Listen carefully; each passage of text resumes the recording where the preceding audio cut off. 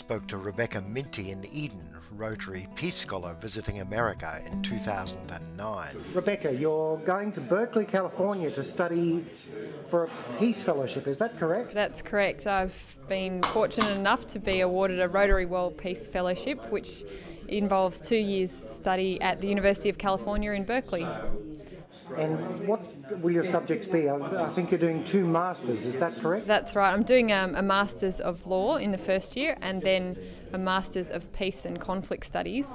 And one of the fantastic aspects of the Peace Fellowship is that the 3-month break between the 2 years study involves an applied field experience where Peace Fellows set up an internship with an international organisation and go out there and get a bit of field experience to put all that theory that they've learnt in the classroom into practice. So I'm very excited about that aspect.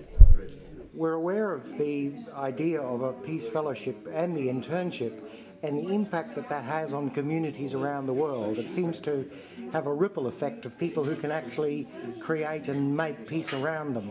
Have you got experiences where that's been successful, or do you know about those? Yeah, I certainly think that's the aim of the Rotary Foundation's Peace Fellowship, to create a future generation of leaders who are interested and knowledgeable in how to build peace. I think I've had some experience through learning about peace and conflict studies in university, and then internship experience with the UN in Bangkok, where that's a society where they've also experienced quite a bit of conflict recently in terms of political conflict. So it's been interesting coming from Australia with a relatively stable political situation to see what it's like in another country and try and learn about how to techniques to work towards peace instead of conflict. And do you think the US President Obama's process of engaging dialogue is a successful strategy? I certainly think that it's the correct approach, and it is a really refreshing change internationally.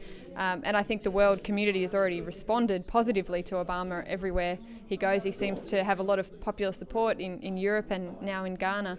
And it's an exciting time to be studying in the States, where I anticipate there's going to be a lot of energy about the new president and America becoming, instead of focusing on just being a world superpower, but being a world peace builder. So I think it's a very exciting time to be there. Do you think Australians have a unique place in the world in terms of peacemaking? Yes, I think we do, and I think Australia's history in the United Nations has been very significant, and we do bat above our weight in the international stage. I mean, we were Australia's Doc Evatt was the former Australian Attorney General, was instrumental in the drafting of the Universal Declaration of Human Rights. Australia's role in East Timor as peacekeepers, really significant contributions, and I believe that we still have a lot to contribute, and you know, everyone in Australia should see that as a positive thing. And how do you think in communities that are regional, like Eden or Bega, or in the rural setting in Australia, we can influence our own communities and perhaps a world scene?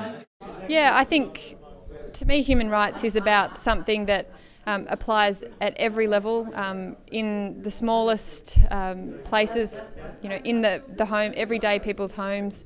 It's about how you treat other people, treating other people with respect and dignity. So it applies from an individual scale up into an international scale and the world scale. And I think in Australia we're quite fortunate in that we have quite a democratic process where we can write to government, we can put submissions into inquiries and tell the government what we think and how we think we can best treat each other with respect and dignity. So it applies from a local level, Eden, South Coast, all the way up to a national level, the federal government, all the way up to how Australia deals with other countries internationally. I'll be a minute.